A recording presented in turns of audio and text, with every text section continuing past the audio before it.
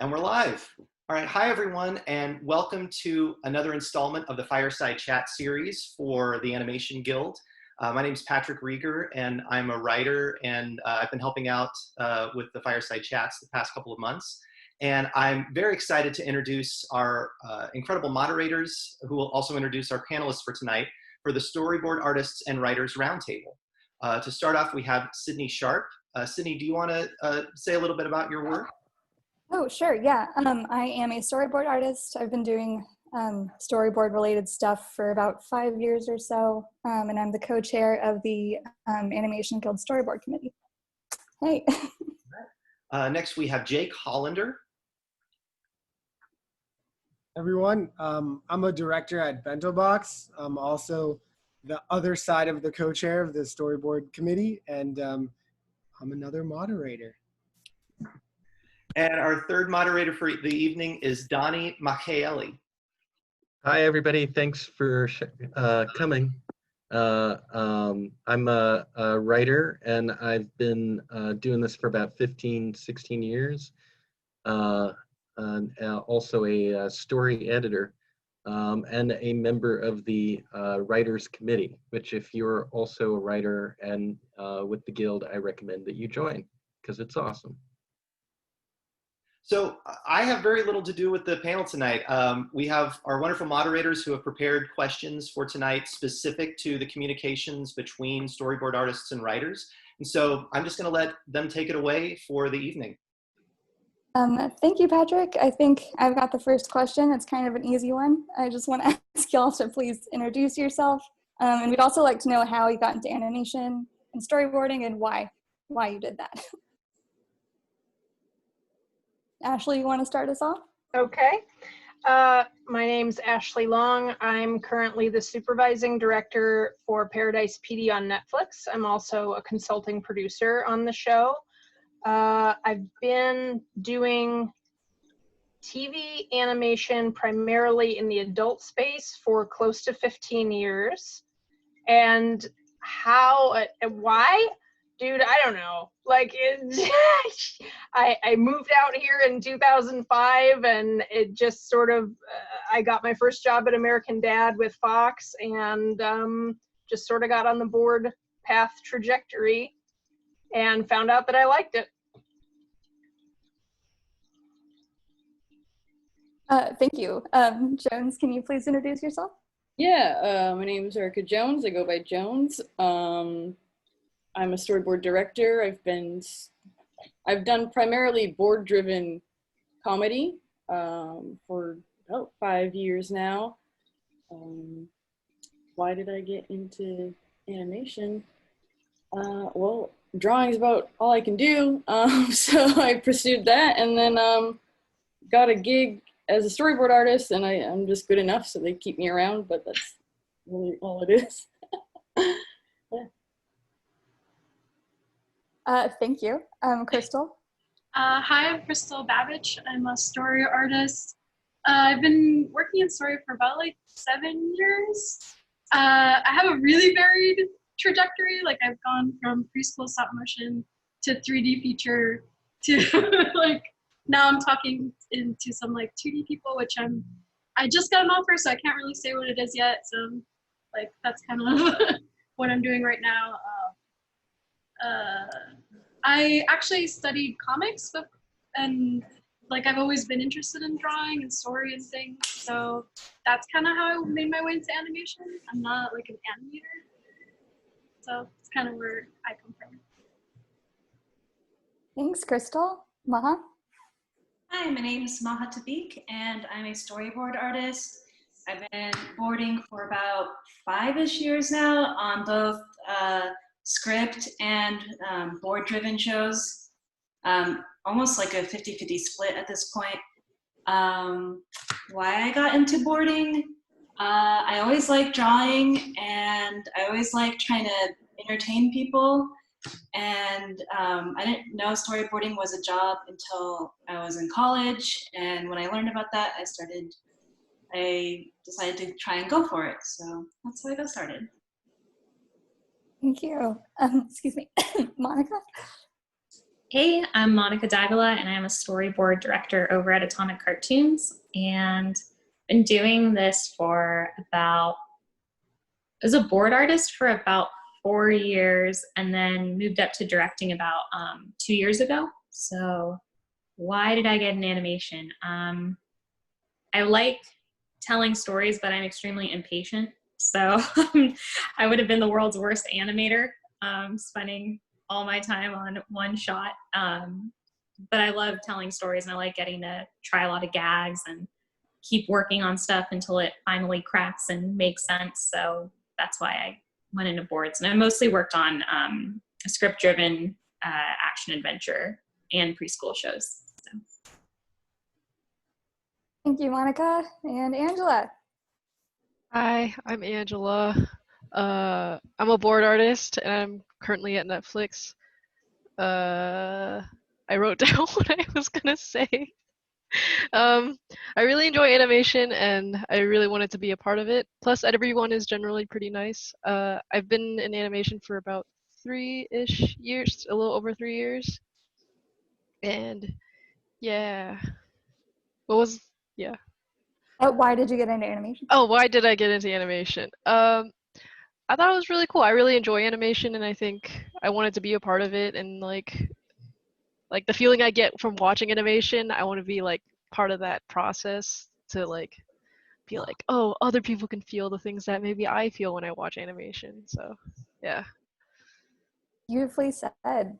Well, thank you everyone for being here. It means a lot that you're willing to talk about what you do after a long day of doing it. So yeah, I guess let's get started with our questions. Jake? My turn to talk. Cool. Yeah. Thank you for introducing yourself, and thank you guys for all being here. This is really sweet. My question for you all is, what does your storyboard pipeline look like? We can start off with Ashley. And that, like, how does a script or an outline turn into a board for you? Can you just like walk us through that whole process? You want me to ask all the questions first together, Cindy? No, I just was expanding on that question. Sorry. No, you're good. Well, I work in script-driven only at this point, and so the process of script to board is pretty simple. We just have a director sequence it, and you go to town. It's not much more than that. My focus is on efficiency because so many television productions have very bare bones schedules and budgets, and so there's really no time to waste, and I don't like my artists being overworked. So one of the things that we do on Paradise specifically to help alleviate any reworking and revisiting and thus alleviate pressure on the board teams is to take the first week of a board schedule to do a blocking pass just using our models and setting cameras so that we can give the showrunners a very, very early peek at the blueprint of the show. And then we sit with them and I implement notes live on it so that then the board artist and director can spend the rest of the schedule just building it to order without having to worry about anything ever being kicked back. And it benefits us so much to make these decisions when a scene is 3 panels instead of 30, you know, because then it's not a big deal if they say, oh, I always thought he would come in from the right, not the left. Flip it, done, don't care, that's fine, because we've not wasted any work yet. So that's how I typically approach a board, is just trying to, we do these very precise, elaborate, action-packed and comedy-packed shows, but we take that upfront investment time to problem solve so that the rest of it flows really easy just into the animatic delivery. Would you say that's typical for an adult show pipeline? Not at all, no. I don't think efficiency is a big focus on most shows, not just adult shows. This is something that I decided to do for, you know, the show I was running because I had been on so many shows where you get halfway through cleaning before someone says that, oh, I thought he'd come in from the right, not the left. And then you've blown your entire schedule, and it's awful. So I didn't want that to be the life that my people lived. I can say that. Hope this question isn't too basic, but just what did you mean by the director sequences it? So you will need to break up a script into pieces that are more digestible to do.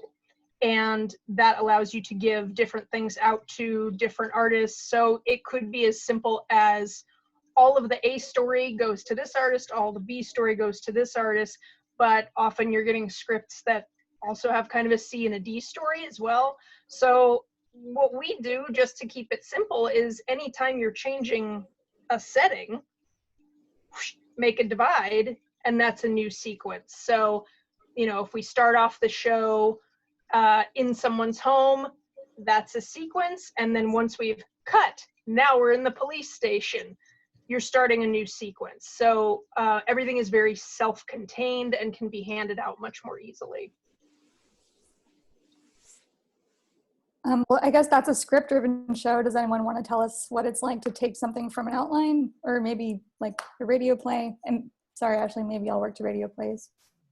Well, maybe we can hear from Jones next, and then we can go down the line, and then we can talk about how people's pipelines differ for the different kind of shows. So what is your, based on Ashley's very well thought out process, because she has that ability to do it, Jones, what would you say that your storyboard pipeline looks like for your show, and how does a script outline turn into a board, and what are some of those challenges in that process?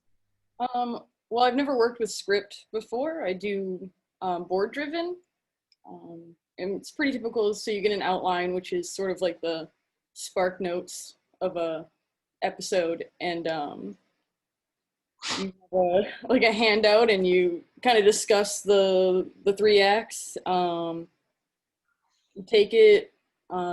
Typically, I'll write the script on top of it, and just make it cohesive, thumbnail it, get my shots down. There was a lot of like trying to make sure your shots are economical, I suppose. So it's an easier job down the pipeline. But yeah, then you board away, have your check-ins, eventually you pitch, get some more notes, clean it up, hand it off to the director. Can you expand a little bit on what you mean by economical shots? So a lot of times you'll get an outline, and it could be really expansive.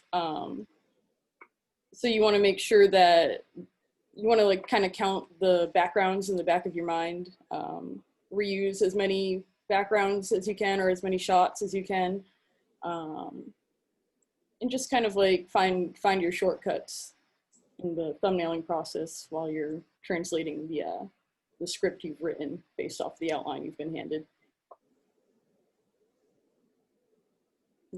Thanks.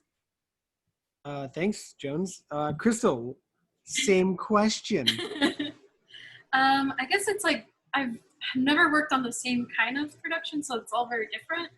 Like when I worked on Tumbleleaf, which was like a stop motion preschool show, that was script driven, but it's kind of the same where you had to be very cognizant of like what shots you had, because there's only so much set because it's stop motion. So you can only shoot in certain directions, and you don't want to like move the camera too much because of like they have to reset lights, they have to like reset puppets, like it gets really complicated. So kind of the same, like you have to pick your 2 shots and then work from there. Like you can cut in and out, but it's kind of those 2 camera angles on your set. So you do the same thing, you break down the script when you get it to like, okay, what sets do we need? What sets do we already have downstairs in like available? How can like things get redressed as a set so that you can keep it as cheap as possible? Or if something needs to be built, it needs like, they need to know immediately at the start so that they can start building it so it's ready by the time the boards are done.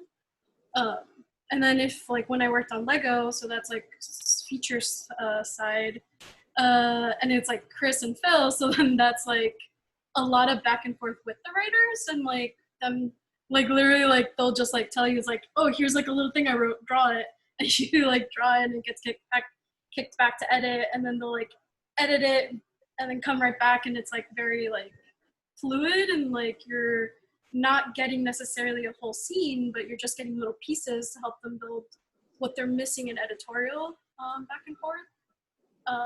And then Maya and the 3 at Netflix, that was the last thing I worked on, was a mix of both, like TV and features. So it was like scripted, sequenced, but then also very like, you had a lot of freedom to add things as you went and like expand parts, as long as like Jorge thought it was cool, like you just go talk to them and add what you needed.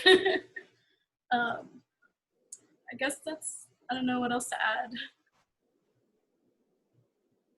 Out of curiosity, someone who worked in all different aspects of this industry, do you think there's one thing that's always been consistent, or things that most varied based on whether it was feature, TV, or stop motion? I think it's, the thing that's consistent is also like you're always looking for efficiency and like budget stuff. Like you want to see like how you can cut down on stuff that doesn't matter in the end to the story, so that you can put the most time, both like your own effort as an artist and like the money that production has to like the moments that matter. So I think that's what we always like focus on all those shows and movies and things. Like, this is an important part. Like, how can we make it shine versus like some connective tissue that like, oh, I can just reuse a background. It doesn't need to be its own like thing. Thank you, Kristal. Maha, would you please answer the same question? Sure. So I worked on both script and outline. I'll talk about my process with script, and then I'll just make a footnote for outline after that. But when I get a script, I'll spend the first day reading over it, thinking a lot. If any strong images of shots or acting or faces pop into my head as I'm reading, I'll write it right onto the script as I'm going through, just a little scribble. Ideally, by the next day, I got my felt tip pen, and on just loose paper, I'm doing small paper thumbnails of the shots. I use this because it helps get over that fear of like I'm opening Storyboard Pro and I have to start boarding with paper. It's so freeing to explore ideas. You can cross it out, you can put post-it notes over it. It's a map. I can look at it at a glance and see how my episode is going. So after I do that, hopefully by like Thursday or Friday, I've opened Storyboard Pro and I start dropping in my shots. I'll pick up my backgrounds, or I'll draw my new backgrounds. I'll drop my characters in. I'm trying to make sure that everything proportionally is kind of right. And then I'll put some like, it's like a blocking pass. So I'll put in some poses and stuff. And it's pretty rough. You know, I might not be drawing full facial features or every single finger, but the general information is there, you know, dot eyes and stuff. And the most important thing is like mileage. I need to get through, you know, my episode. After I do that stage, it'll be reviewed by directors and story team in a pitch, and I'll get their notes, and then I'll apply the notes, and then I'll start going back in and refining the acting and stuff. I'm really listening to the radio play. It's informing like all my acting choices and stuff. And I just refine the board, and then you kind of do that like 1 or 2 more times before it's taken from you and move on to like animatics. With outline, it's the same process, but in the very beginning, I'm kind of trying to breaking down the story. I'll have sticky notes, and I'll be using a whiteboard, or since we're at home now, I'm using my mirror, and I'm just sort of plotting out the episode, like kind of in bullet points, and I'm identifying gaps where I have to come in and kind of create some of the content. Like the gang goes to the market and they're grocery shopping. Okay, what are they doing? With outline, I have to kind of come up with the different gags and stuff. So that's where I'm kind of plotting it out onto the whiteboard, and then, you know, I'll go into my paper thumb stage. Yeah, that's it, I think. Thank you. That was very specific and awesome. Thank you for laying that out so efficiently. Monica, please, same question. Oh man, what's my process? So when I was a board artist, like I said, I worked on mostly script-driven shows. So like, it was really similar to what a lot of other people have already said, where I'd get the script and my director would sequence it and then hand it off to me and my board partner. And it would depend. Sometimes I got a whole episode to myself, so I could just go straight in and board it the way that I thought it should be boarded, while like running things past my director. I didn't have to worry about like running it past someone or hooking up any of my sequences or screen direction with like anyone else's sequences. But that's usually on an 11-minute show. When I worked on 22s, that's when I had a board partner and we would actually split the episode. So we had to work like pretty closely with each other if our stuff had to like hook up in the middle or match. Usually like one of us would take the first half of the episode and someone else would take the second half to make it a little easier, rather than like splitting up like every other sequence or something. As a director, now what I do is I'm the one who sequences the episode. So I go in and I separate it like Ashley mentioned, where you kind of do it by like change of location. And then sometimes what I'll do is I will split it by like the A and B story. So I'll give like the A story to one of my board artists, and then I'll give the B story to another one. And if I notice that the page count is a little off, like someone has a lot more action and like or has like more pages to do, I'll try to balance it out. Like I might take some script pages and do it myself, or I'll see if the other board artists, like if they have less, they can jump in. And then it's just like really scribbly roughs. Like I've tried to do thumbnails on paper, and I found I'm like the opposite of Maha, where like I sit there and think, no, it's final because it's in pen, because I can't just Control-Z everything. So I have to thumbnail in Storyboard Pro, but I have a very odd method of doing it in Storyboard Pro. I won't work in the panel. I'll like zoom in very close and go like right outside of the panel and do these tiny thumbnails for each sequence, and then I'll just blow it up and start dropping it into the timeline to see like if it paces well, if it plays well, and that's where then I just go into cleans. So that's my very odd process of thumbnailing.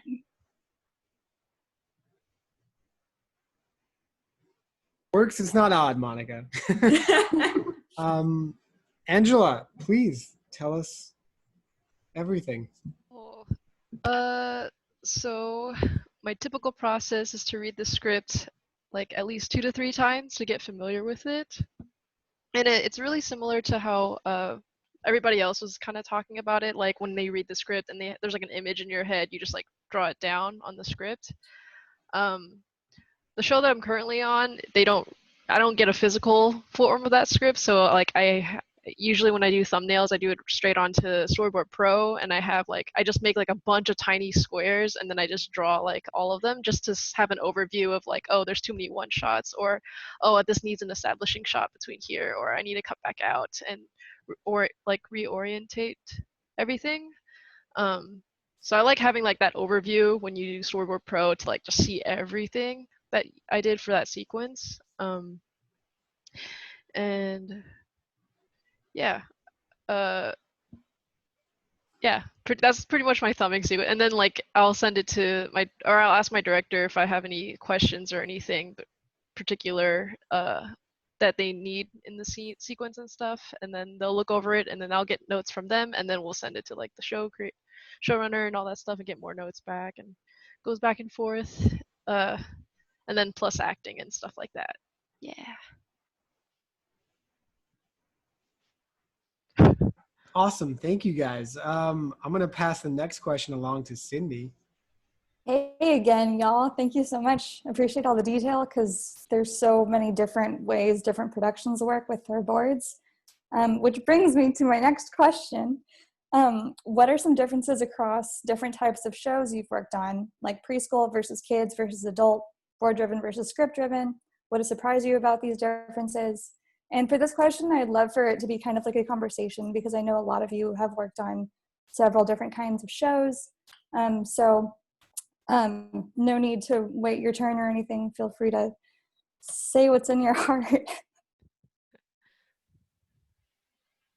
But if you wait too long, I will call on you. Are we talking about process differences or content differences? I think mainly process differences, like what would a writer like to know about how these different shows work, you know? Mm.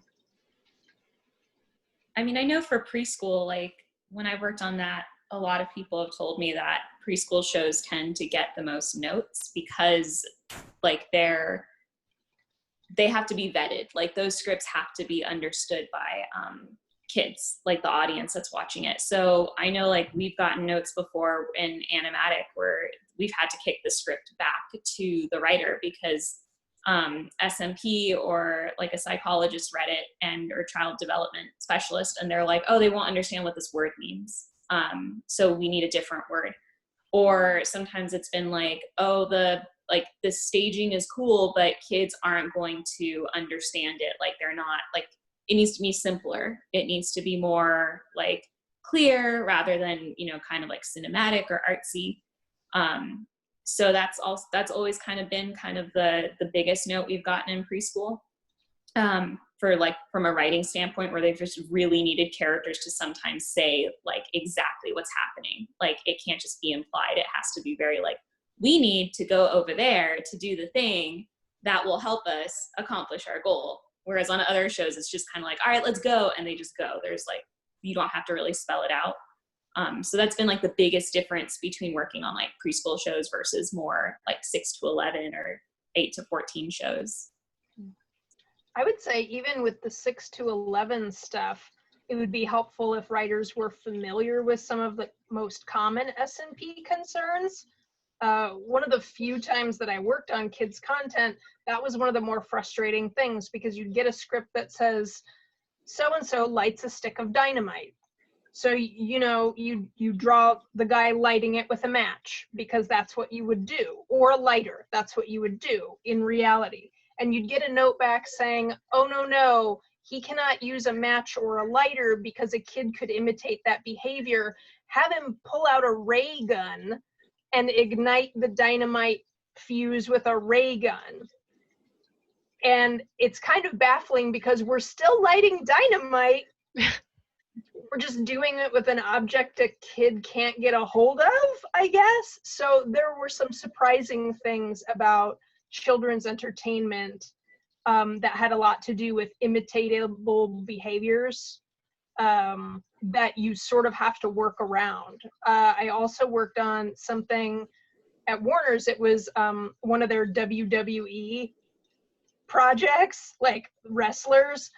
No blows to the head, no throwing someone through glass, no doing all these things that, like, if a kid is a WWE fan, they've seen this and 10 times worse, but you can't put it in animation. So it would help if writers were aware of these things and then built the workarounds into the script itself rather than us having to do that legwork later.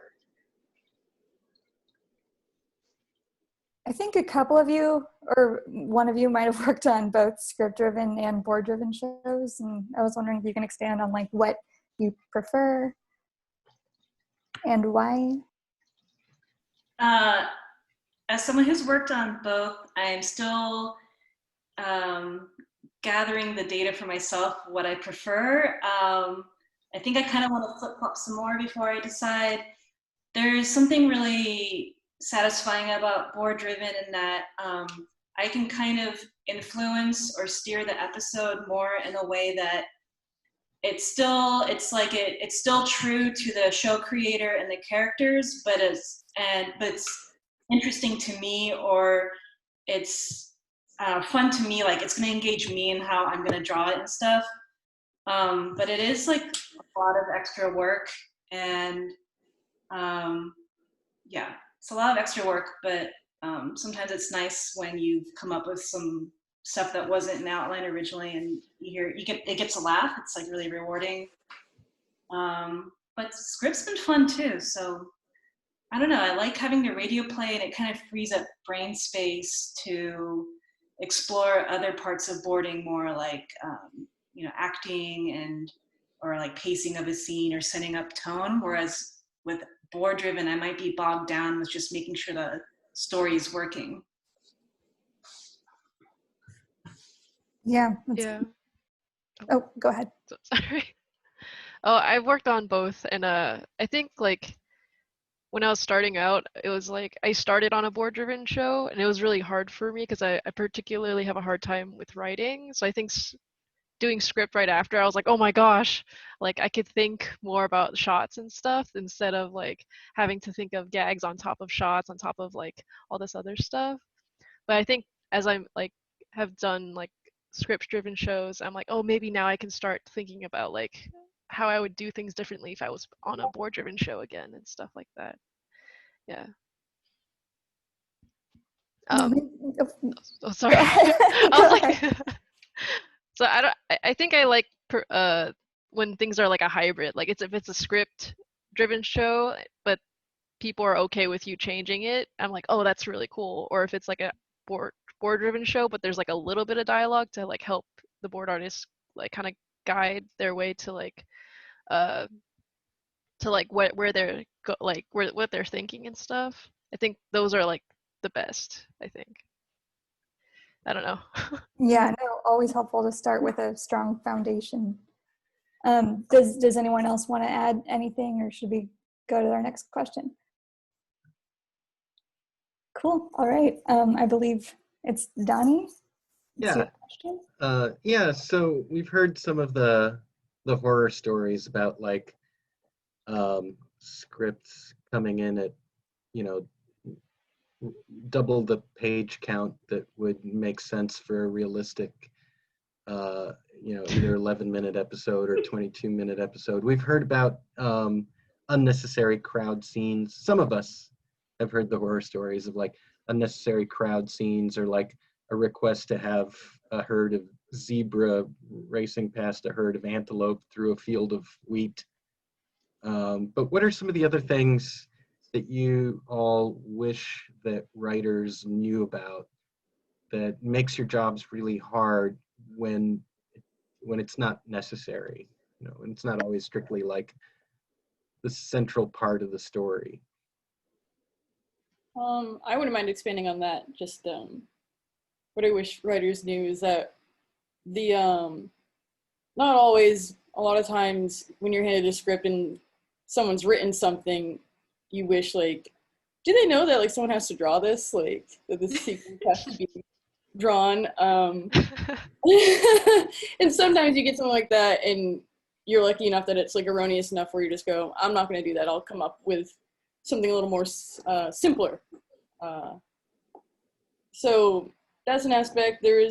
I've definitely been handed very long scripts on a outline driven show, and that's always a gift. Especially on an outline, I feel like the shorter the better when it's like below 6 pages. I think you're writing an outline, it's more what I think board artists want are just like a really strong skeleton to add the meat on top of, where we don't have to worry about fixing the acts, fixing the story, giving it the through line, because a lot of times if you have a broken script, that falls onto the board artist to become their responsibility. And I've seen board artists be punished for a bad script, which is a bummer. So that's what I wish. I think the line of death also, like we've all, I think, kind of seen like, and then a battle happens. Yeah. But that's it. Like that's all. And then you're like, this script is still like, if it's not supposed to be longer than like 15 pages or something, you're like, it's a full 15 pages, like, and there's still that line in there. So that's always like been something I know has driven me crazy, because I'm like, I have to board it. I have to figure out like how this happens but I still have to hit all the other pages in the script, and that's going to take like one line. It took 2 seconds to write, but it's going to take me like 3 days to try to figure out and crack. So when I worked on Rocky and Bullwinkle, they had a really good way of writing that, where they wouldn't just write like, and a chase happens and that's it. They would be like, they start running, they bump into Boris and Natasha, who pull out a ray gun and shoot them. So they sprint down the hallway, and like they would guide you enough. Like there was a balance of like, this is where the story needs to go. And then I had enough room to sit there and be like, oh, I'm going to add a gag of like, you know, I'm going to add a mirror. So when Boris shoots at them, it just bounces off and hits them. And then I can have fun with the angles. And I could focus on making that chase really work, because when a script is too long, your board team is stuck just trying to figure out how to get it done. Like they're not able to plus it. They're not able to make it interesting or like even work. They're just like, I just need to get the characters from point A to point B. And that ends up falling on the revisionist and the director later, or it ends up falling on the board artist again after they do their rough pitch. Then, you know, the showrunners see it and they're like, oh, it's really long, or oh, this chase doesn't work, you have to rework it. And they're stuck re-thumbnailing something that they could have spent their thumbnail time working on. So the easiest scripts to work with and the most fun ones have been the ones where the writers did sit there and go like, okay, these are our action beats. We're going to try to guide the board team a little bit, but there was enough room for people to, you didn't feel like you got boxed into something so specific. Like you could make it work for the episode. I was going to speak to the same thing that Monica just did. It's phrases like, the monster destroys the town. It's so grand, and it's also so vague, and everybody's going to picture that differently, and you don't want to get sent too far down that road before someone tells you, oh, well, we were hoping he would take a helicopter out of the air and smash buildings with it. Then mention that, you know. So stepping out major beats of the action, like Monica just mentioned, or just having a dialogue in person about things you would like to incorporate before anybody has agonized over something that wasn't quite what you meant by the monster destroys the town. Yeah, I think if a writer can put like a good sense of pacing of a scene, that's a treat. Yeah. Mm-hmm. Otherwise, it's on the board artist to figure out, yeah, the pacing of events. Mm-hmm. Yeah, especially like if if you beat it out or whatever in the script, then I can know what, if there's supposed to be like an important moment within that fight that's like crucial to the story and like character development. Like I also want to know like what props are really important, because sometimes like there'll be all this fight that I've already kind of like thought about, but then it's like, oh, like 3 pages later they were holding some kind of special thing that wasn't mentioned, and now I have to like go back and like track it because I just like somehow missed it because it was only mentioned once. And it's like, oh shoot, like I wish it was like all the information was front loaded so that I can like make sure I like really focus on the things that are important.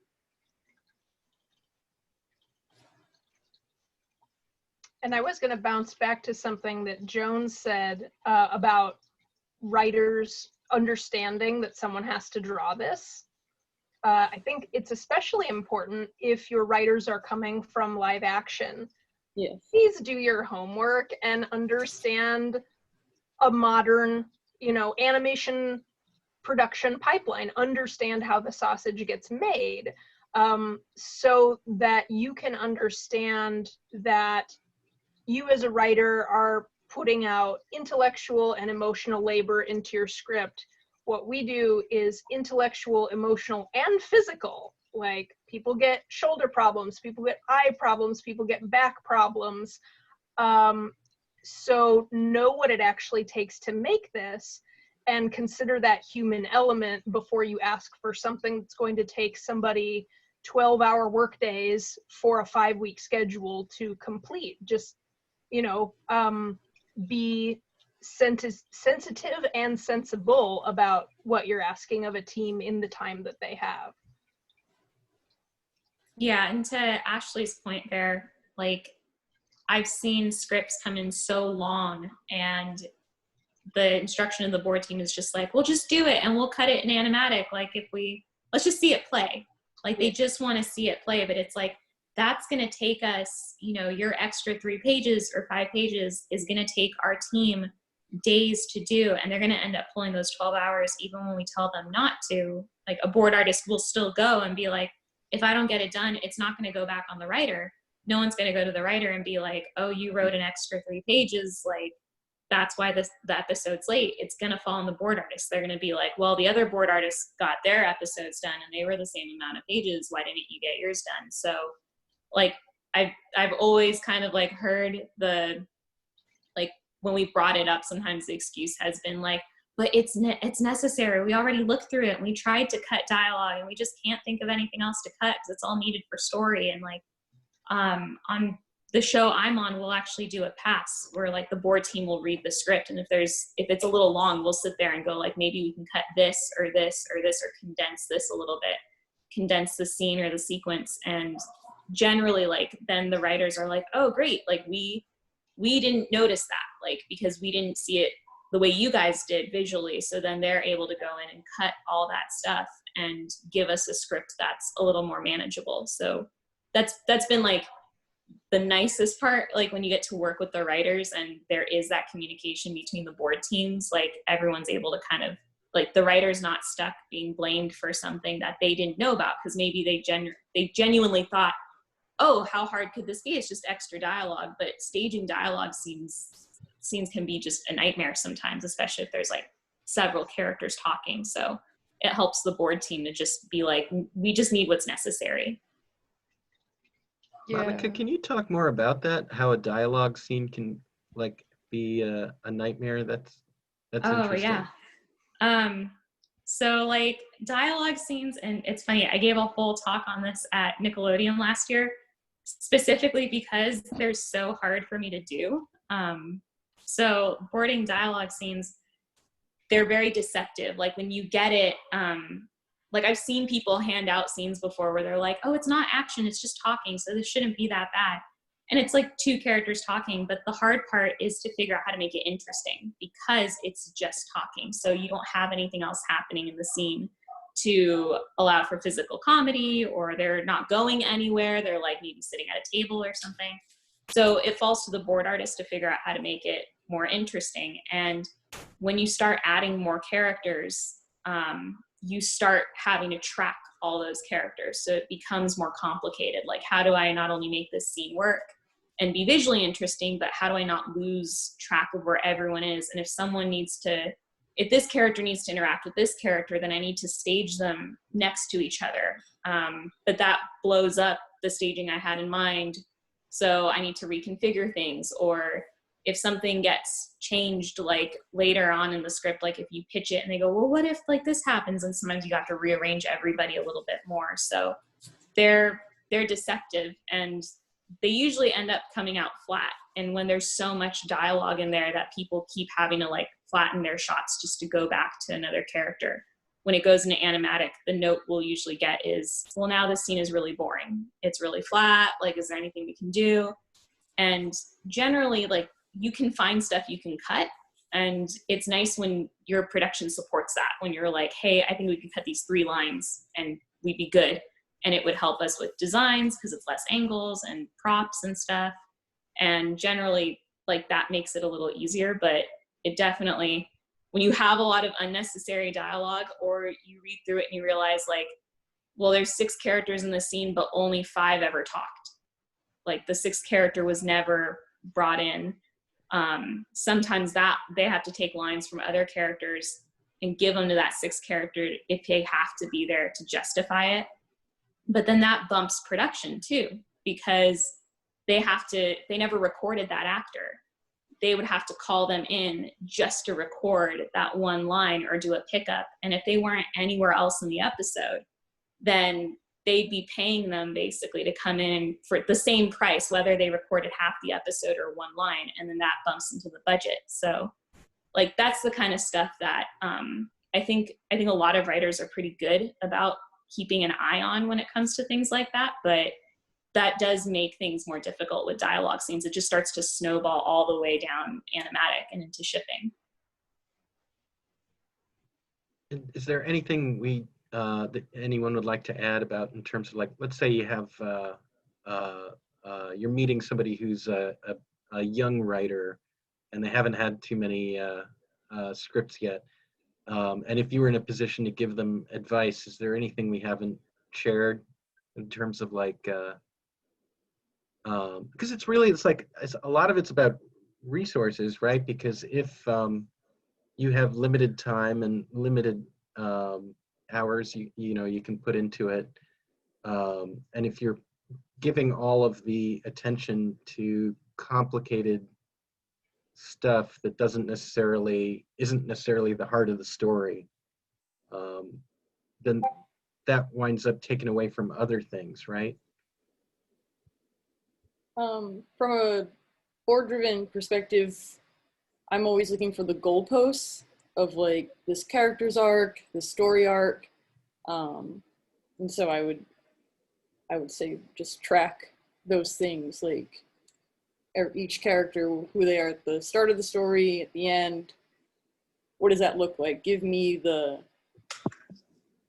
me connect the dots. Give me the dots to connect, and that makes my job a lot easier.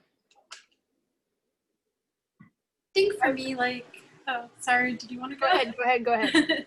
I always look at, like, scenes, whether they're, like, go from positive to negative or negative to positive. And if they don't really add, like, that emotional, like, contrast, like, and they're not there for, like, for information or, like, or anything, like, are they really necessary? Like, those kind of things, like, are really helpful for me when, like, I see the buildup of emotion or the character or whatever, but if I don't, then it's, like, less motivating to want to, like, really draw it. So, like, those things are really important to me, at least when I read a script. Cool.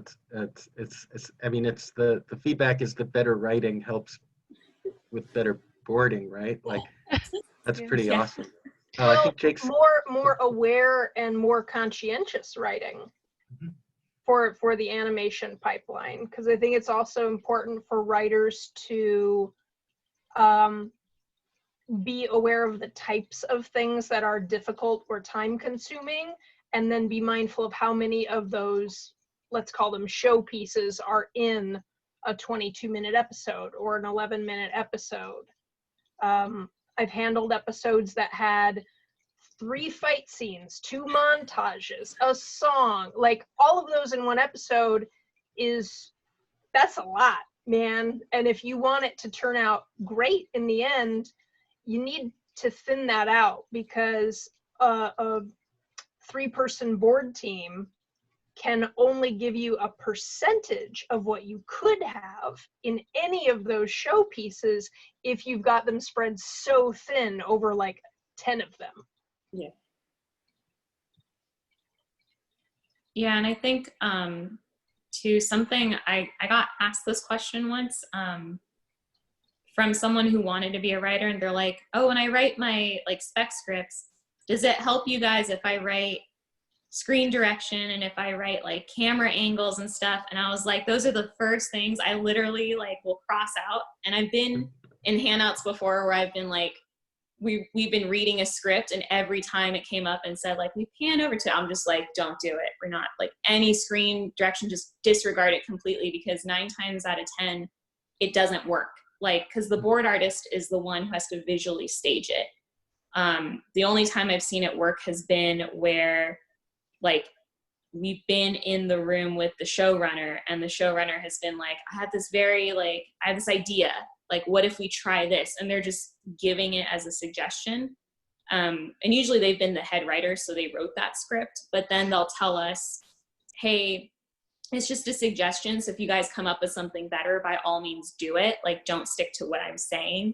But if it works for you, then go ahead. Like, it was just a thought I had. So just not doing it, because I've seen board artists, like, do some interesting shots, not like the good kind of interesting, more like where you're like, why is that shot there? And then they're like, well, the script said that we had to pan over. And I was like, No, it confuses everybody. So less of that, just story, just the dialogue and the action. Writers don't need to direct on the page because that's what you all will be doing. I think Jake's got the next question. Have any other things to add for that discussion before we move on? Okay. Next question. This question is, what is the most enjoyable thing for you to draw? What makes the job fun and rewarding? Quiet moments versus action versus comedy, etc. I know Maha mentioned being able to have people laugh at her jokes when she adds something nice. Like, what are those kind of things for you all? And this is open, so talk when you would like.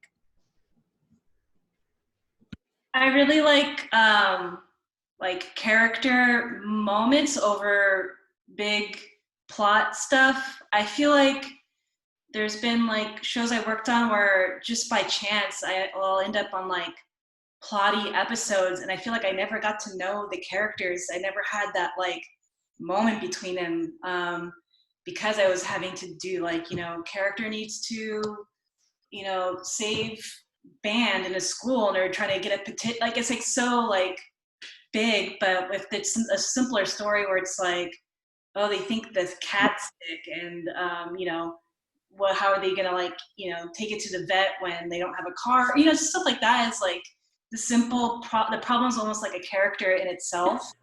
It's really fun to do those episodes. Yeah, I don't know. They heard cat and they were like, prime example. Technical difficulties. Please continue. I agree with you, Maha. I like the opportunity to, when I get like a script, I'm like, oh, I get to work with a character that I like. Like that's always exciting, especially when you get to like heighten up the emotions and stuff. That's a lot more fun to play in than like making sure the guys do the thing. So I agree. I like comedy. I think that's my favorite thing. Like I love adding gags and stuff that's not in the script that's just like, oh, what if we just did this? And like the other day we were in animatic and I just was watching a scene and it felt like it needed a gag, and I just told my editor, I was like, what if that character just slaps the other one in the face? And I drew it and sent it in, and then we got the note back going like, oh my God, the slap. So it's fun because then the editor like built off of it too, and they're like, oh, I'm gonna find the sound effect. And so that's my favorite, when everyone starts like pitching and it just starts piggybacking on top of each other. So yeah. I like crushing my audience's heart. So I tend to get assigned a lot of like death scenes and like things like that. Or like just like when everything's going wrong and like all the characters are super sad, like that's what I get. And I love it. Name, what show are you on? Well, I don't know, Maya and the Three. Jorge is so dramatic, so it's like the show is dramatic. So it's like telenovela, it's beautiful. I like drawing the stuff that's so shocking or so gross that all my male executives blush and look away. Yeah. I like doing the character stuff too, like the stuff that's like fun, and you see like the characters thinking and processing and stuff like that, and like really empathizing with them, and like doing like little jokes that are like character jokes. I think those are really fun too. It's just like, it's only funny because that character did that thing, and I'm just like, oh, I just like that so much. Yeah.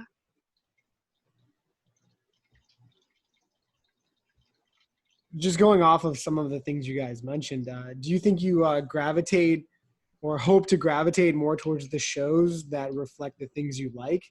And when you choose jobs, do you, well, if you can choose jobs, I know that that's not always an option, but the kind of shows that you enjoy the most, are those the ones you ending up on or gravitating towards? And what what kind of writing in regards to those shows do you love the most?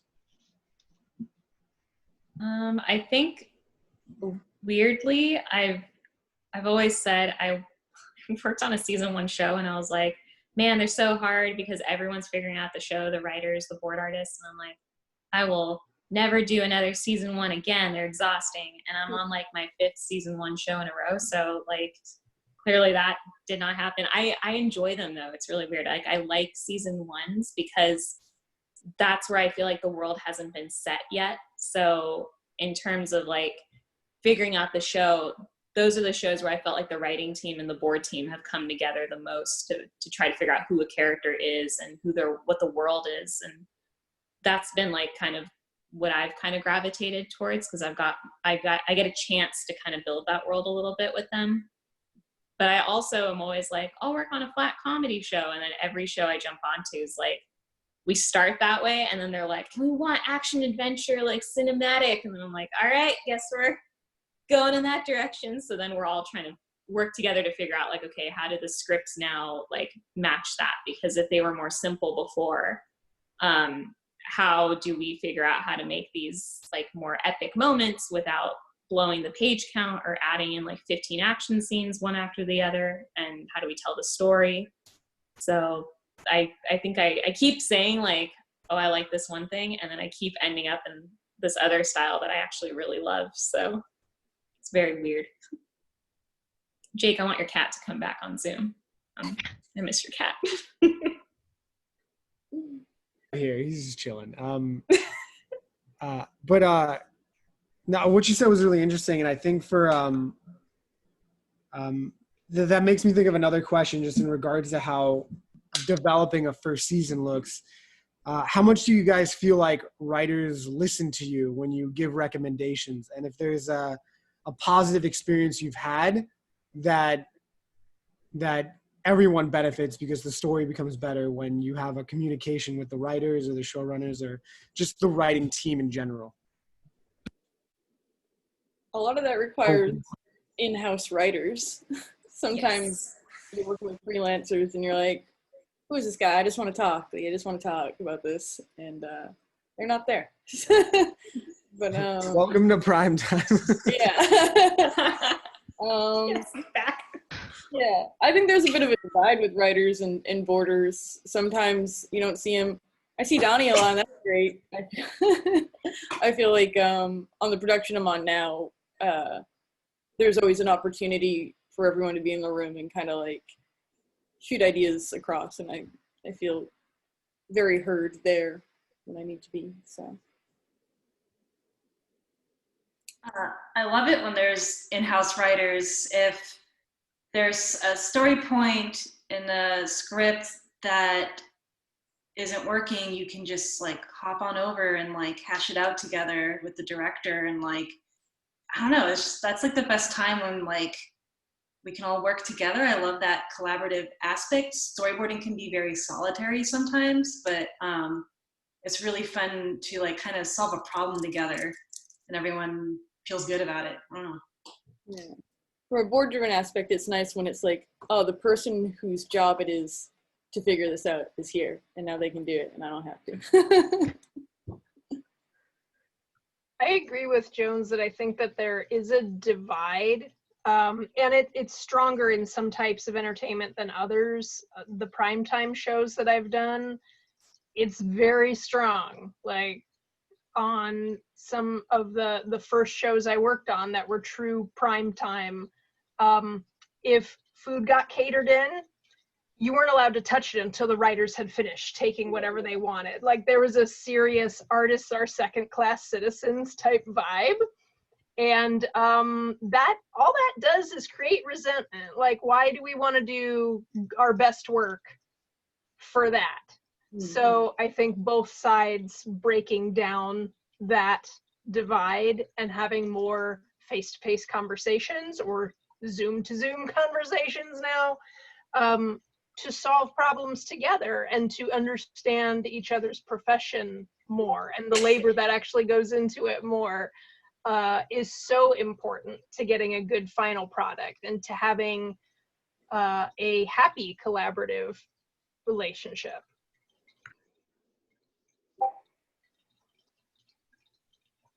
Yeah, it's fun. It's fun seeing your board team pitch something that wasn't in the script and then seeing it like just get really good notes from the execs, or like everyone in the room cracks up, and just seeing like how the writers will sometimes incorporate that into another episode.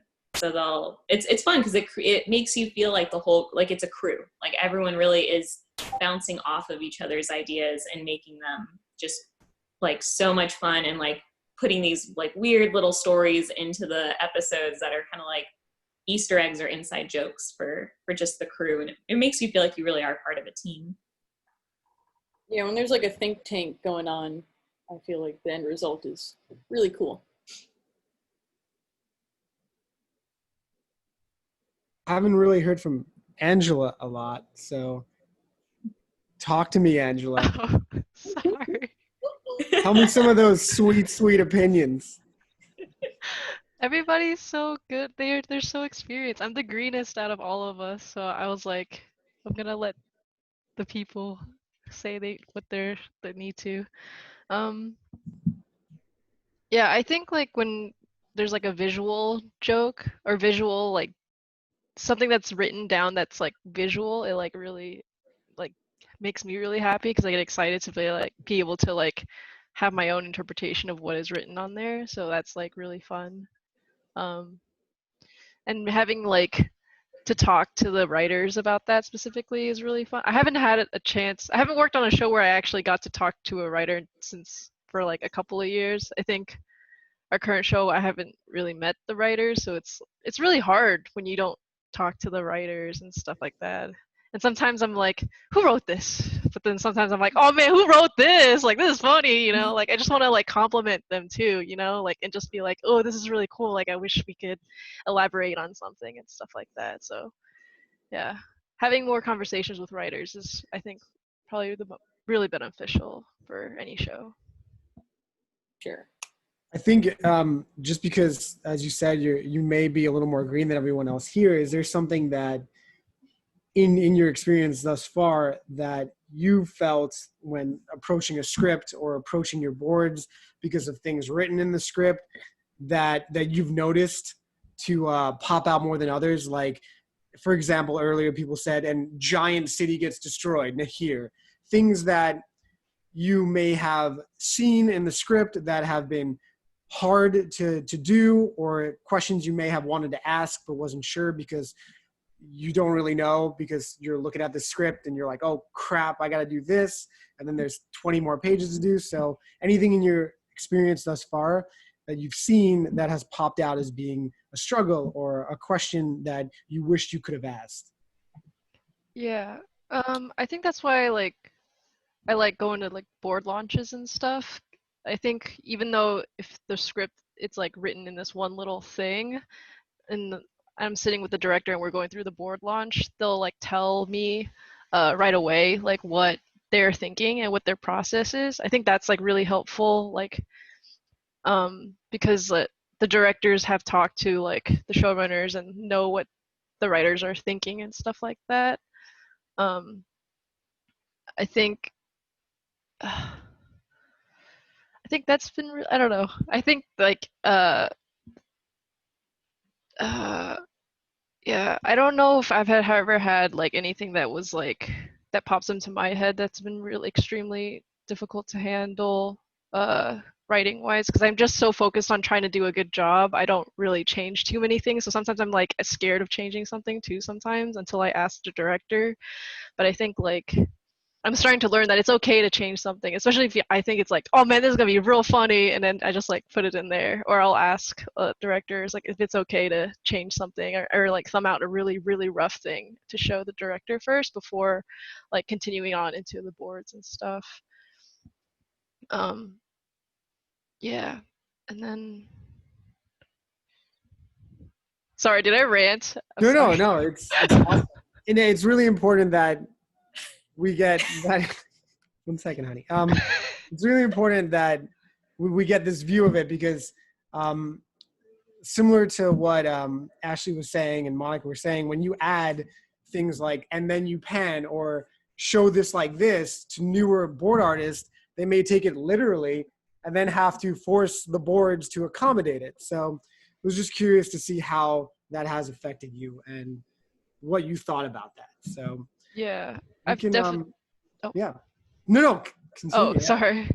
Oh yeah, I've definitely just like read it and then I just do it, and I feel like the directors would be like, "Don't do that," and then I'm like, "Oh dang!" Like, yeah, I think like trying to go outside of the box and like having different options for a shot idea is really important when you're starting out, because I didn't know what was good until I actually try to practice it and stuff like that. Like, it's really hard knowing what feels good until you experience it. Yeah. Angela. I was just very interested in pressing that just because more experienced board artists and directors, they'll be able to circumvent a lot of those issues in the script without thinking, but newer board artists will get caught up on some of those writing habits that may really affect their time and figuring out how to board. So it was just something I wanted to open up a little more. But I think, Cindy, are we almost up to the questions? Yeah, Do we have any other questions left? Squeezed everything out of our questions. If anyone wants to add anything, if not, we'll move on to audience questions. What do y'all think? Yeah. So yeah, last call for comments, ramblings. Go, Ashley. I have another thing for writers to keep in mind. If you're writing physical comedy, make sure it's attainable. And I think the best way to get into this is to give you the example I have from a real show. A writer asked for a guy going through, like the rotating doors that are on a hotel or something. They were like, his zipper gets stuck in the rotating door.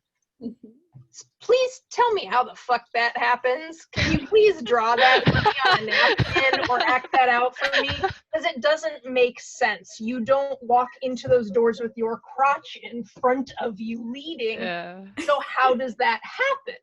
And so we do lots of wacky, unbelievable things in animation all the time, but do keep in mind what is possible in your show's universe, and does this make any damn sense before you ask somebody to storyboard something like that, because that had the entire artist floor just puzzled. And it was one of those shows where it's like, oh, no, you don't call the writer. You don't ask. And it's like, but if I don't ask, how will I know how I could get my zipper stuck in this door? Physical comedy, if it seems weird, try acting it out before you put it on the page. See if it's feasible. Yeah, I think that's every board artist's power fantasy. It's like walk into a writer's room being like, can you draw this for me? So ask yourself that when you're writing your script. That's great advice. Add on that with like maybe I hope that writers do this, but have like the character sheets like all around you and open, because sometimes if you have a visual gag involving like their physicality or something, but if they're like a ball with like stick legs and like they can't, like the physics of the show doesn't work that way, it's like, yeah, it's gonna take more than a minute to try and figure out an alternative idea for your gag that can't actually work with the way the characters are built and stuff. That would happen a lot in Tumbleleaf. Like, they have short arms and big heads. Like, they can't put anything over their heads. Like, please don't write that. Yeah. The thing, the big heads and small arms. It's just always like preschool. Yeah. Awesome. Well, thank you for answering our questions, everyone. If anyone attending this would like to ask a question, I think there's a Q&A tab that we can directly hit. So okay. We can look at both the Q&A tab as well as the chat if you guys want. Patrick, how would you like to do this? You said something about... Yeah, I'm just now noticing the Q&A tab. I'm sorry, I didn't even realize that. We had a couple of questions on the chat. So what I'd like to do is start with those who started on chat. If everybody that's an attendee can, just go to the Q&A tab from now on, and you can just start listing your questions there. But I want to start by calling on Ed, because I saw his question earlier. So this is Ed Baker. Ed, I'm going to do an allow to talk for you if you want to ask your question to the panelists. Sure. Hey, can you hear me? Yes, we can. Awesome. Yeah, I'm a storyboard artist too, and I'd like to ask what each one of the panelists' current rotations are. My current rotation for an 11-minute script is 3 weeks for a rough and 3 weeks for a cleanup. And I'd also like to kind of get a general idea of what everybody else's normal work week is like, hours-wise. I appear to have been doing this for a while. My weeks are pretty long. A 40-hour work week is a little bit of a, I don't know exactly what word to use. It's not super realistic with the lifts that are needed for some of the boards that we do these days. I'm just curious what everybody else does as far as working weekends or how long your typical work day is. So that's it. Thanks. Passionate about that one. I've started just letting the system break underneath me. If I can't do it in the 40 hours, then you don't get it in the 40 hours. And just saying, but it's taken a while to get here to establish myself well enough into a production to kind of be it's worth accommodating me. And that's a big thing when I'm choosing shows to work on too. It's just, I just wonder what the production's like. I prefer, if I'm doing an 11-minute, I prefer to have a board partner. I can't even remember the number of weeks that I like. I love 5 to 6 weeks. I've been on a show where there was 7, and that was great because I didn't burn out because there was time between the next episode. But I've definitely noticed that the schedule is getting very small, smaller and smaller every production I jump on. So yeah, the one I'm on now, I think we're doing 1 board artist per 11-minute episode with 9 weeks, 8 to 9 weeks, 3 weeks first check-in, 2 weeks second check-in, next 2 weeks exec with a cushion week to hit the final notes if need be. This one I'll just ask people to go in order so that everyone can answer. Ashley, what is your schedule? And then we can go to Kristal after. Okay, so what we've been doing is teams are 1 director, 2 board artists. The director gets 1 week to themselves to thumbnail the entire episode and get that approved through me. And then we get 5 weeks from script to animatic delivery. The first week of that will be that blocking pass I talked about, and then the rest is just straight to cleanup since it's baked to order. In terms of hours people are pulling, I have worked on those miserable shows where you're working every weekend of the season, or people go home and eat dinner and come back until midnight or something, and I don't allow that to happen on my show. I really don't want people working past 7, and I do not want them working on weekends ever, ever, ever. And so far, I would say with very minimal exception, in terms of sometimes on some episodes, I know I've had directors who have pulled a little bit more time during the week than I would want them to, but they just choose to do it. We've been able to deliver on that because of the efficiency of the pipeline. If that wasn't there, it would all fall apart. But I think it is very important to do exactly what Jones was talking about and say, this is a 40-hour animatic. Or if you're on a 45 or something, this is a 45-hour animatic. That's, if you want more, then we need more. I guess for me, I've worked on so many unusual things that, at least on my end, the 3, they were very strict about do not stay overtime. No, it's only 40 hours, go home.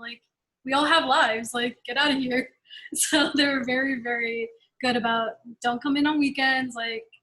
Our producer was very go have time with your families and your friends. Like, a happy board artist makes better work. And then Lego was a little bit of crunch time the whole time, but they did pay you for overtime. So I did come out of it with like a shit ton of money, but you know, kind of like, at least they paid me. Like, I don't do unpaid overtime. Like, screw that, like, not happening. As for like my schedules, it really just depended on the sequence, because both like Lego and Maya were kind of more like feature style. So you would get like, the sequences were all sorts of different sizes. It wasn't like a divided episode in that way. Sort of just, sometimes it was shorter, sometimes it was faster. It's hard to like quantify it. Thank you, Kristal. Just for this question, I'll ask, just to specifically answer it, like, how long was your week schedule? So was it like 6 or 8 weeks? And then say, how many weeks did you use for roughs? And then how many for clean? Just so we can get a precise question answered for Ed. Thank you, guys. Maha, you're next. Hi. So I feel like I've been on shows. Typically, it's either 5 weeks to do a board or 6 weeks to do a board. With a board partner, it just depends on shows. Usually, sorry, I feel like I'm rambling. On the last show I was just working on, it was board driven, 5-week board rotation, 11-minute episode with me and a partner. We kind of just split it down the middle. We would have, a week to do like maybe a little bit more than a week to do like a rough pass. I feel like it's generally like around 2 weeks for each check-in, give or take. And everything with the deadline was flexible up until the executive pitch. So if there was a sequence that was just taking extra time, you could ask production to like push the deadline back. And usually they were very accommodating with that. It was just that my executive pitch was kind of locked in stone because of their schedule. I feel like the time they gave us to work was manageable. There were songs in the show, and with my last assignment, I got like the song to board like 3 weeks late, and I did not kill myself over it. I just sort of did what I could. And like I got it like, pretty late into the episode, so I just did my best. And I think after you've had maybe a couple boarding jobs, you feel safer saying like, well, this is a time you gave me to do the work in. But I think earlier in my career, I would have probably did a lot of late nights out of like fear and wanting to make a good impression with, being new.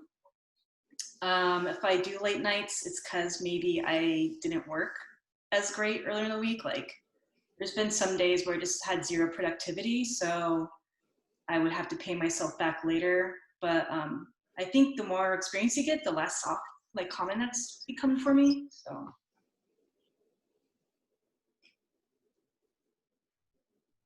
Awesome, thank you, Maha. Monica? So most shows I worked on have had, when I was a board artist, was like a 6-week schedule. So 3 weeks for roughs, 3 weeks for cleans. And that was the same if it was an 11 or a 22, because if it was an 11, it was just me. If it was a 22, I had a board partner. So it was still 3 weeks for rough, 3 weeks for cleans. On Santiago, which is the first show I directed on, we actually had a 7-week schedule, which was really nice. So we did, I think it was like 3 weeks for roughs and 4 weeks for cleans. And we had that like extra week that could kind of be moved around depending on how it had to be. So if there was an episode that was a little more complicated and a little more complex, then we would just go to production and go, hey, can we push the pitch so that we have like 3.5 weeks to rough thumbnail it out, versus like 3, or sometimes even like, can we have 4 weeks to rough thumbnail it out? And we always told the board team, like, you guys are going to be short like a week, so just keep that in mind. Like, you have to pick your poison. But they were pretty like accommodating about it. Like, we had a really, really accommodating production team. On the show I'm on now, we have it's not an 11, it's not a 22, it's kind of like somewhere in the middle there. But I have 2 board artists on my team, and it's a 6-week schedule. So it's 3 weeks for roughs, 3 weeks for cleans. They split it. And just like Maha was saying, like, there's flexibility. Like, there's, you know, you can ask, like, hey, can we push this date? Which you've had to do before. There's certain dates that can't be pushed, like executive pitches, just because that's like the one day a week they can get all those execs in at the same exact time to sit and go over their stuff. And that's something I've told the board team before when they've asked, like, can we push a deadline? I've always told them, like, look, I'll push as much as I can because I get it. Like, I definitely want you guys to have enough time to do your work, but there's certain dates we can't. So just keep that in mind. Like, if you're going to push something, we can push these things. We can't push these other things. And because these things need to be done in time for editorial to start getting going, because they need to start processing everything.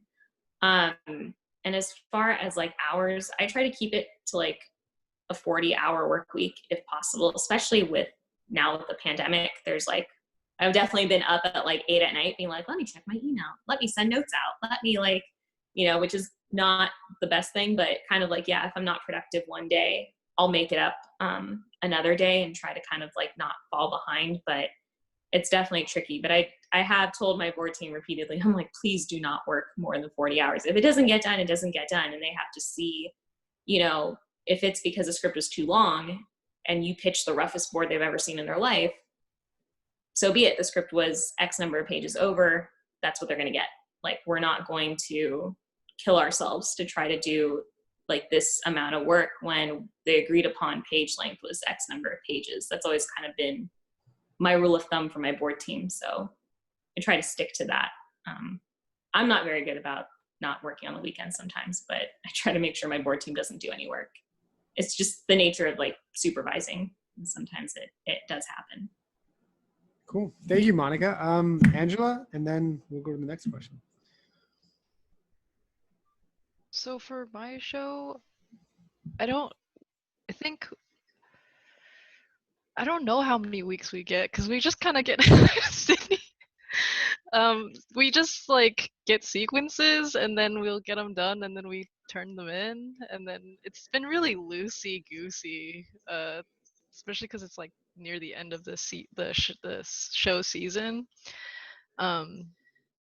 Yeah, it hasn't been really strict on anything. I just like, I'll ask the director, be like, hey, when do you want this done? And they'll be like, whenever you can, or they'll be like, oh, this time, and then I'll just turn it in around that time. And it's been strange, but typically I think there's 3 board artists to a team, and then the board artist will get sequences from the director, and the director will take on some of the sequences as well. But I think the last episode we worked on, I think it took around 5 or 6 weeks, and it was a 22-minute show.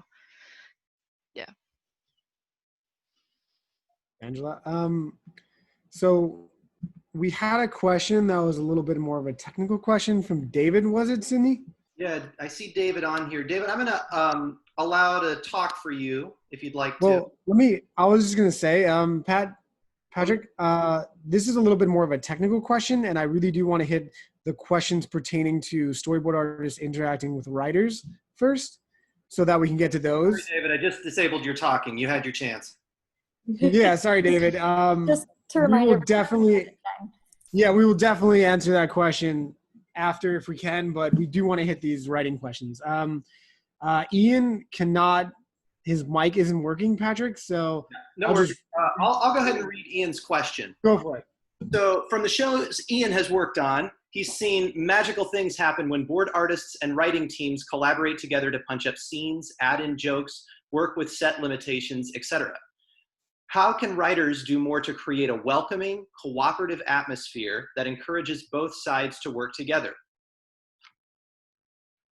I think it's more kind of on both of them, not just writers. It's kind of the whole production team, because I've been on shows where like they've been very like production from the top down has been like, let's do a crew lunch, let's have people mingle together, and we're building time into the schedule so that not everyone feels like they're slammed or they can't make it.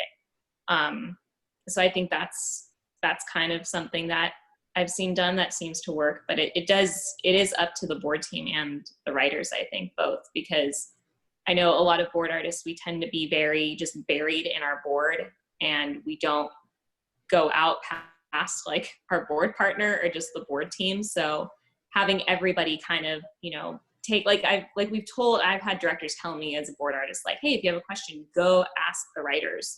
And the story editor will be like, yes, please come talk to us. We want you to talk to us. And there were board artists who took advantage of it. And that's when you saw the best episodes come out, because there was a lot of collaboration. And then there were other board artists who were like, no, it's okay. I'll figure it out myself. And then they just never got to know the writers. And it was frustrating on both sides. So I don't think it's really up to the writers so much as it is up to both of them and the leadership on the show to encourage people to go talk to each other and work with each other. I like to see writers in the room with the board artists when it comes to notes.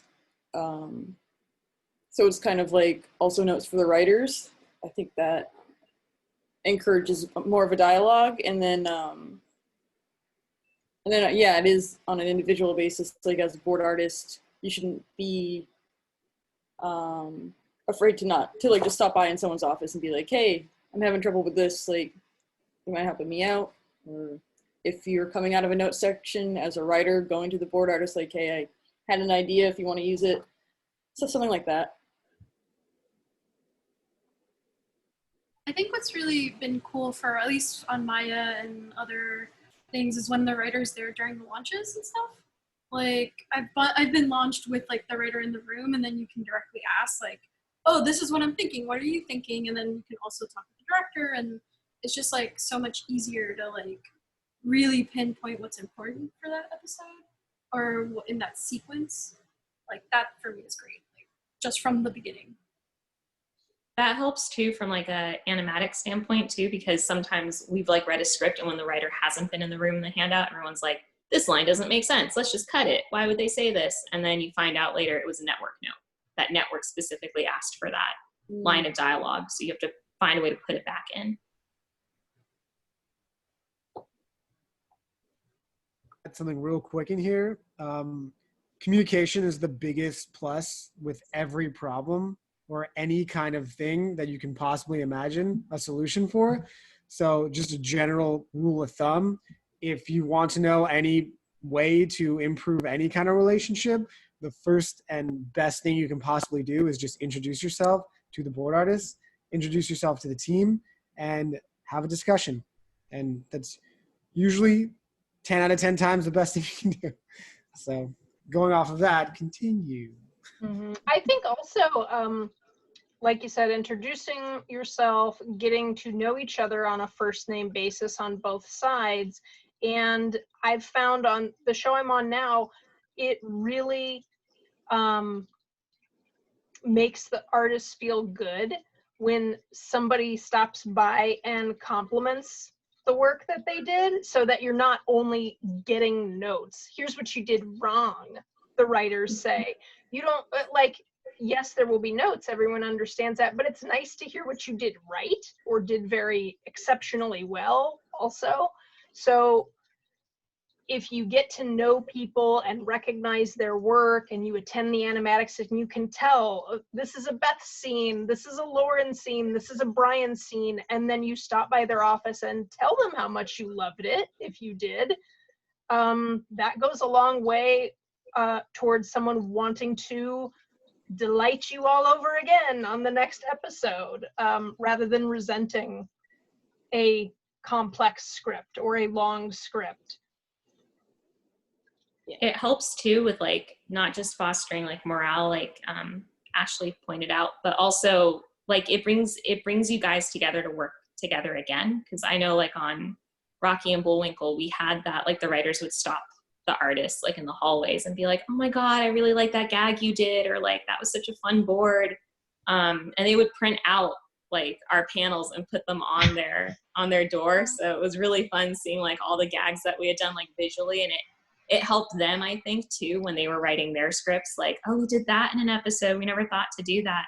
But it helped later because when the show was over, two of the writers called me later and they were like, hey, we need some freelance. Like, do you want to help us out? Like, you want to do some freelance character design? And so that was great because I got to work with them again because they knew my boards, like they knew which episodes I had done and my drawing style. So that was a great way to be like, oh, I can keep working with these guys. It's nice. Awesome. Does anybody have anything else they want to add for that question? I do actually. Patrick. Yeah. So let me add a wrinkle to Ian's question. There are a lot of shows, especially in daytime children's animation, where you don't have a writing staff. You have a story editor, and then you have freelance writers who are not working in-house. They're writing their scripts for the story editor, and they don't get to interact with the storyboard artists. They don't get that opportunity, and they don't get to do those things like lunches and sitting in on the animatics and the notes process. Is there anything that you could recommend to writers who are writing these scripts but will not see and interact with their storyboard artists? Anything that they can do that will make a storyboard artist's life easier or help a writer understand the process a little bit? Probably watch the other episodes before you try to write the episodes for it. Yeah. So they can get like the character voices right, because that's like really frustrating when like a character does something super out of character, especially when you're like a couple seasons in. Like, that's weird. Big one. I have a thought. I mean, this isn't, as far as I know, like common practice, but maybe it should be, which is that if you're a freelance writer, seems to me like it should be fairly easy to arrange to be present or on the Zoom or Google Hangouts or whatever at the handout. Like everybody was saying, the launch is a good time to talk about stuff. Maybe that's something that if you're a freelance writer, maybe you can request that of the production. I think it only serves your own interests, meaning if I have a script that's going to a show and I'm a freelancer, if I make myself available at the launch, then if there are questions about intent or, what's this line supposed to be doing, anything like that, if I'm at the launch, I can clarify, because I'm going to be at the granular level, but the showrunners may or may not be, so if that kind of question comes up at a launch, could be the showrunners will be like, I don't know, cut it, but if you're there, you can kind of say, well, this is what I had in mind. So that seems like it'd be a fair request to make, but I know this is a little bit of a out of left field idea, because typically there just isn't a way to have, kind of like a pathway for communication.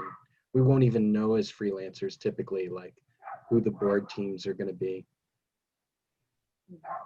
I mean, maybe the solution to that, just because so many writers are becoming more and more freelance, is like get to know more board artists if you can. Like, on your own, just be like, ask friends, be like, hey, do you know any board artists you're friends with? Can you introduce me? I want to know like more about how can I better make the script work for like, an action show, a comedy show? Like, what are pet peeves? Like, what do directors like? What do they hate seeing in there?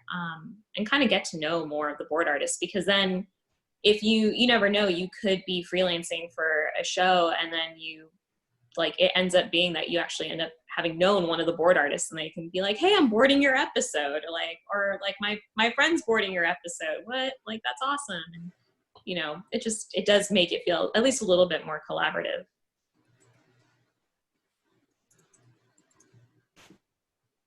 Cool. Let's go to Laura's question next. I think, Laura, you said just leave it on chat and I can read this one. Do storyboard artists need to have some knowledge of comedy, or is that just an extra trait? Do you want to work in comedy? Then it's not extra. I feel people only keep me around because I can do comedy.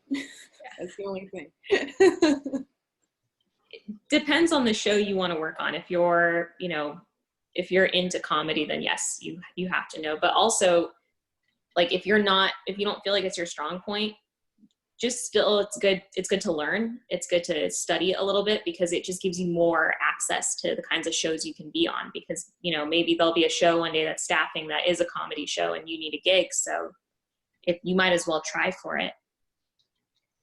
Driven, definitely do comedy. There was a show I worked on that had a mix of people who specialized in comedy and people who specialized in like dynamic action. And I remember some of those artists feeling kind of like, oh, this isn't my wheelhouse. But I don't know, after that experience, I feel like more people can do comedy than they think. They just try it out. You'll be surprised. Like some people that were doubting their own abilities in comedy had some of the funniest, things I've ever seen. And it was so cool to see that. So don't put yourself in a box, try it out.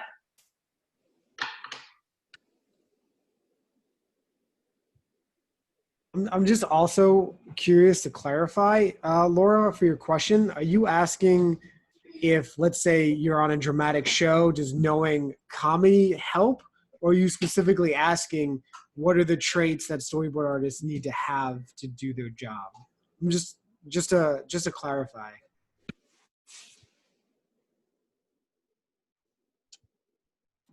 If she can write it in the little chat area. Okay, she asked, yeah, what traits are necessary? Okay, I think we went over that then. Cool. Okay, hit the next question, Patrick. Okay, so we have Kelsey next. I'll go ahead and just say these. I'll just go ahead and say these instead of opening up the mute. So Kelsey writes, how do you approach rewrites during animatic? Is it the director's job, or does it need to be kicked back to the writer and eventually the board artist? In my experience, it's the director's job. Sometimes you can throw something to a revisionist to pick up. You have to give the revisionist direction as well, but yeah, usually that's all stuff that you're trying to plus in the animatic stage as a director, and then moves on to supervising. It depends. If it's been an extensive rewrite, it's gone back to the writer usually, or the story editor. If it's just a couple lines, usually they just let me handle it, or my showrunner will jump in and suggest something. So, but if it's a big oh, we need to actually this whole plot isn't making sense, or the ending isn't making sense, they'll pull the writer back in. Usually it goes to the story editor though, because by that point the writer's on something else. I do think it depends on your show and your show's schedule. This can vary a lot. Whether or not you even have revisionists on staff is something to consider.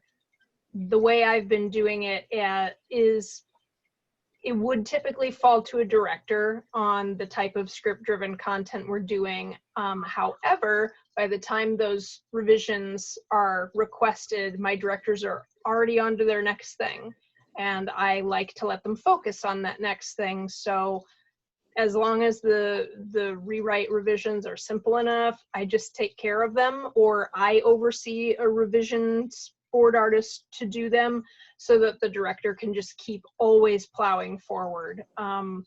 It just kind of varies with the type of content, the resources you have at your fingertips to field it.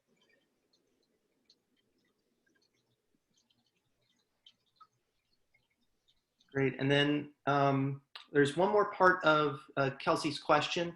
Also, how would you recommend instilling a relationship between the board team and an in-house writing staff, even if the show has been running for a few seasons and seems stuck in its ways? Again, I think when it's built into the schedule and you have writers and boarders in the same room working on the same problems, I think that naturally builds some sort of a relationship.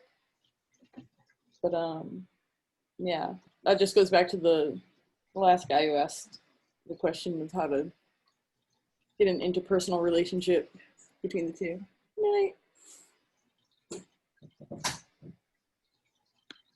I can add one thing, which is I worked on one production, Harvey Beaks, where the showrunner is Carl Greenblatt, and he's like a big board game guy. And he would pull in any member from the crew who wanted to play board games with him at any time to play games. And he also organized the whole crew in rounds of One Night Ultimate Werewolf, which if you aren't familiar with that game, it's very, very similar to Mafia. That game specifically had a way of kind of like everybody was yelling at each other and calling each other liar. And it wound up really like sort of like, it was like an airing of grievances or something. Like it got everybody so like with their stuff out there that then we were, by the end of it, very close. It happened really, really fast, but also really organically.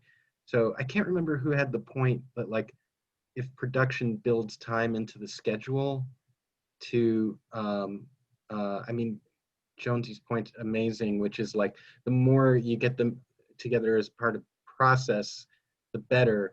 But even outside of process, if a production is pulling people together to do fun stuff together, then there's a chance to build some natural and organic camaraderie, and that can open up communication lines.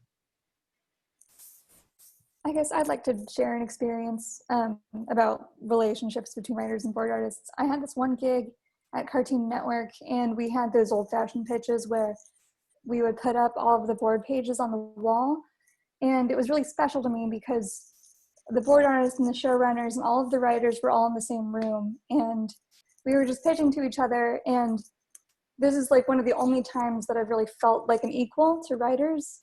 I feel like a lot of the time writers don't feel this way, but like there's a sense that the writers are above us in the hierarchy, and like right now I'm on a show where the writers aren't even in the same building.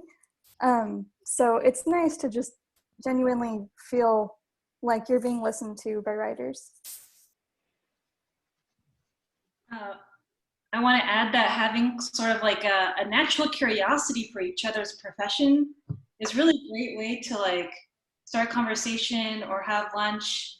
I like to, like, I'm really curious about like all the different parts of production and what people have to do. And I don't know, if there's time, I'll try and get lunch with like a writer or the, animatic person or whatever, just because I really want to know like what they're all about. And having those lunches is like a really nice way to get to know someone.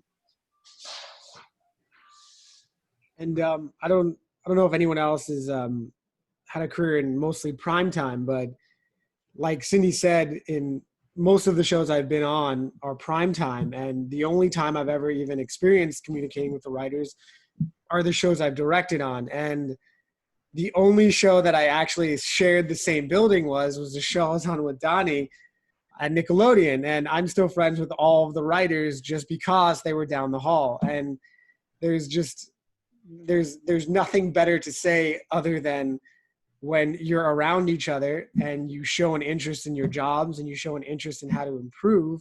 I'm sure as a writer, when you see a board artist's work and you laugh at your own jokes and you realize, oh crap, they took my joke and they took it to the next level, maybe that kind of thing could be worked into my joke next time. And then all of a sudden you're both improving and figuring out a style for a show. So these are both things that unifying efforts and communication just make better product. And then everybody enjoys working with each other more, knowing that you're doing what each other will do. Your goal is to make a great show. And when you work together and you understand what works, it only strengthens your relationship in that you've accomplished something together. So those kind of experiences are great. Like when I'd get a episode of Wonder Park from Dani or the team, and I'm just like, and they're like, oh, that's great. Oh, that writing's great. There's nothing better than feeling like you're on the same track and you're doing something great, because then you'll work better. You'll work harder. You'll be more invested. You'll put those emotions into those characters. And I can't emphasize the need talk to each other and not have that separation of writers. Because primetime, I'd have like, I think on Disenchantment, they were in Santa Monica and we were in Burbank.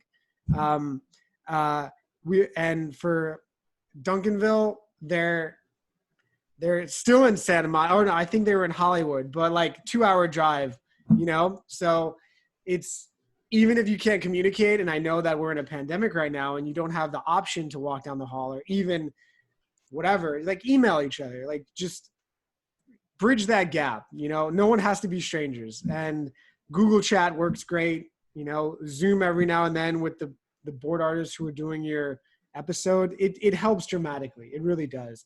Because when the storyboard artists and the directors even, they see a writer, they see your work, we're all putting a lot of hard work into it. There's nothing better than feeling like you're part of a team. It just makes everything stronger. So it's my 2 cents. I think that might have been the last question we have right now. Does anyone have anything else?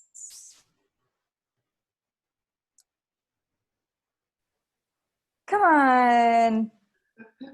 9 minutes, guys. 9 minutes left. You can think of anything. Come on. I guess, I mean, one thing I'd like to add is like, if all things are equal, you know, because there's that little bit of a hierarchical perception, then I do think it's sometimes incumbent on the writers to make the first move. I started on like, the second show I worked on was SpongeBob, which was board driven. So I got the idea pretty quickly that there was going to be, the board teams were going to be determining the success or failure of any episode that I've written, whether my writing was great or terrible. Meaning, even if I was turning a terrible outline in, if I had a strong board team, they're going to make me look good. So I took it upon myself to meet with each of the board artists and just introduce myself, you know, talk about the show a little bit, you know, make myself available, and really emphasize that I want to hear from them, and also ask that question of like, if there's things that I can do to make your job, you know, either easier or more fun. Like, I just imagined that was going to get me a better result anyway, not just like on a human level, but also like on that just cold calculating, well, at the end of the day, my credit's going to be more valuable. Because if everybody's working together on a team, getting along and driving towards a common goal, we're going to get a funnier cartoon.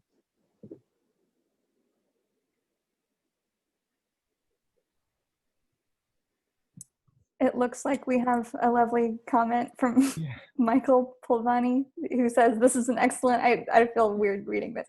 This is an excellent idea, hearing everyone's challenges, etc. I don't know if everyone can see Q&A or if it's just panelists. Sorry. Great job, Michael. Great question / comment. Ian's got a question in the chat. Yeah, I can read that one. It's a pretty easy one. What are some animated shows that everybody has been enjoying lately?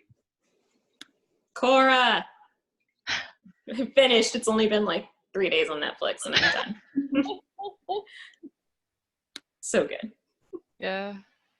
Yeah, I've been watching Korra too. I've been rewatching it. I was like rewatching a bunch of the Avatar stuff and I'm like, oh, it's so good. And then like rewatching Korra. The boards on that is like really beautiful. They're crazy and amazing. And I found that if you go on Amazon Prime, there are bonus features where you can see parts of the animatic if anyone is curious as to what a Korra board looks like. Definitely study those quite a bit.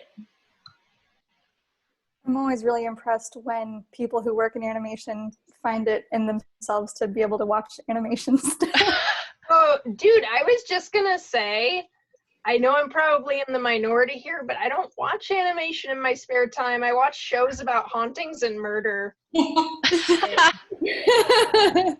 Checks out. It's a cartoon. I've never watched one before.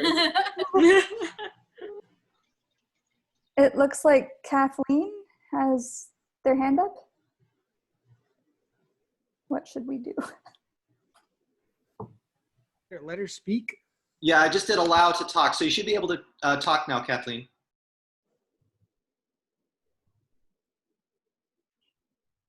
She muted. Oh, muted. let's see. Yeah, there it is. There we go. We should be able to hear you now.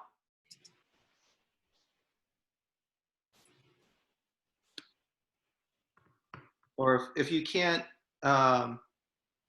if the audio is not working, you can type into the chat. Oh, there we go. There you go. We can hear you now. Sorry, I hit the button by accident. How do you guys feel about that? Can we please start with Ashley on that one?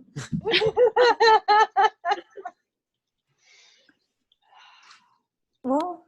All right. Well, I think that might be on that excellent roundtable discussion. I do want to say thank you all so much for taking your Monday to talk about these issues that we've been discussing for the past 2 hours. And thank you for the Storyboard Committee and the Writers Committee for helping reach out and suggest that we do this, because I think as a writer myself, I heard many things that I hadn't even considered from a storyboard artist perspective that I found really useful. And I'm sure our attendees found some useful tidbits as well. So thank you all very much.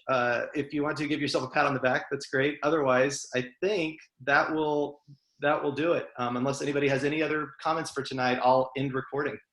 I just want to say big thank you to the Writers Committee. They're the ones who we can credit with for coming over to us for this. So this is a gap that's needed to be, it's overdue, this conversation. So thank you, Writers Committee.